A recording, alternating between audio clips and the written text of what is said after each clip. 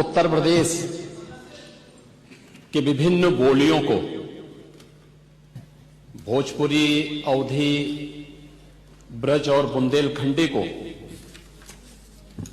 इस सदन में सम्मान मिल रहा है और हमारी सरकार तो इन सब के लिए एक एकेडमी का भी गठन, अलग अलग एकेडमी के गठन की कार्रवाई को भी आगे बढ़ा रही है। ये सभी हिंदी की उपभाषाएं हैं, यानी हिंदी की बेटियां हैं। भाषा की समृद्धि के आधार हैं और हमें इसका स्वागत करना चाहिए। ये सदन साहित्य केवल विशुद्ध साहित्यिक और व्याकरण से के विद्वानों की नहीं है, आम जन का प्रतिनिधित्व करने वाले माननीय सदस्य समाज के विभिन्न तबके से आए हैं।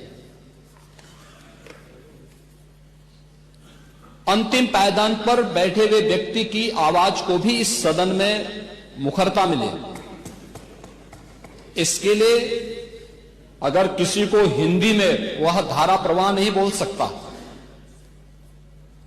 तो उसको भोजपुरी में भी अपनी बात को रखने का अधिकार मिलना चाहिए, अवधी में, ब्रज में या बुंदेलखंडी में उसको रखने का अधिकार मिलना चाहिए। ये कौन सी बात हो गई कि भोजपुरी में ना बोले, अवधी में ना बोले, इसका विरोध अंग्रेजी का, बुंदेलखंडी में ना बोले और उर्दू की आप वकालत कर रहे हैं। ये बड़ी विचित्र बात है। आप मुझे बताइए, मैं इसीलिए कहता हूं कि आप समाजवादियों का चरित्र ही इतना दोहरा हो चुका है, इतना दोहरा हो चुका है कि अपने बच्चों को भेजेंगे इंग्लिश पब्लिक स्कूल में और दूसरों के बच्चों को बोलेंगे कि एक गांव के उस विद्यालय में पढ़े जहां संसाधन भी नहीं है। ये दोहरा आचरण और जाकी रही भावना जैसी प्रभु मूर्ति देखी तिन तैसी, यह तो आचरण आप लोगों का है। इसीलिए आपने कल भी भोजपुरी का विरोध किया, अवधी का विरोध किया, बुंदेलखंडी का विरोध किया और आप लोग अपने दैनिक जागरण में, दैनिक जीवन में इस प्रकार के आचरण के आदी हो चुके हैं। और इसलिए अध्यक्ष जी, इसका अभिनंदन हम लोग करते हैं और इन बोलियों को सम्मान मिलना चाहिए। इनके संरक्षण के लिए ही हमारी सरकार भोजपुरी एकेडमी का गठन कर रही है, अवधी एकेडमी का गठन कर रही है संत तुलसीदास जी के नाम पर। इसी के आधार पर ब्रज भाषा इतनी समृद्ध भाषा है। सूरदास जी ने अपनी सभी रचनाएं उसी भाषा में दी हैं। संत तुलसीदास जी ने अपनी कालजयी रचना रामचरितमानस, जो इस सदन में ही नहीं, उत्तर भारत के अंदर और भारत से प्रवासी हुए जितने भी ऐसे लोग हैं जो मॉरिशस में या दुनिया के फिजी में या दुनिया के किसी देश में गए, उनके संकट काल में रामचरितमानस ही तुलसीदास जी का अवधी भाषा में रचा गया रामचरितमानस ही उनका सहारा बना था। और आज जब उसको सम्मान मिल रहा है तो आप उसका विरोध कर रहे हैं। बड़ी विचित्र सी स्थिति है। आप हर अच्छे कार्य का समाज, आज के यही ढोंग है आप लोगों का, यही ढोंग है। हर अच्छे कार्य का आप विरोध करेंगे, हर अच्छे कार्य का आप विरोध करेंगे।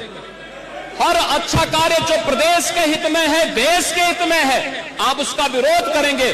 और मुझे लगता है इस प्रकार के विरोध की निंदा होनी चाहिए और हम इसका समर्थन करते हैं जो उत्तर प्रदेश की बोलियों को सम्मान मिल रहा है। मैं आपका धन्यवाद करूंगा और विधानसभा सचिवालय को इस बात के लिए धन्यवाद दूंगा। कल हम लोगों ने यहां पे इसका शुभारंभ किया, समाजवादी पार्टी ने उसका विरोध किया है और मुझे लगता है कि प्रोसीडिंग का हिस्सा होना चाहिए। इनको समाज के सामने एक्सपोज करना चाहिए। अपने बच्चों को ये लोग पढ़ाएंगे इंग्लिश स्कूलों में और दूसरे के बच्चे के लिए अगर वो सुविधा सरकार देना चाहते हो, कहते नहीं उर्दू पढ़ाओ इसको, यानी उसको मौलवी बनाना चाहते हैं, कठपुल्ला पर की ओर देश को ले जाना चाहते हैं। ये नहीं चल सकता। राम राम सभी को। विधानसभा में नेता प्रतिपक्ष द्वारा अंग्रेजी भाषा का विरोध करने पर माननीय मुख्यमंत्री योगी आदित्यनाथ जी महाराज जी ने देखो क्या कहा गुस्से में।